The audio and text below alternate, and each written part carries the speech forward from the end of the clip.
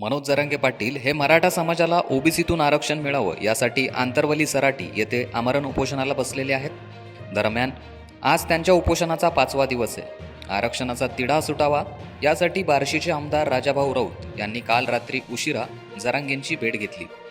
राऊत हे फडणवीसांचे निकटवर्तीय मानले जातात। मनोज जरांगे पाटील यांची तब्येत खालावल्याची माहिती आमदार राऊत यांनी फोनवरून फडणवीस यांना दिली।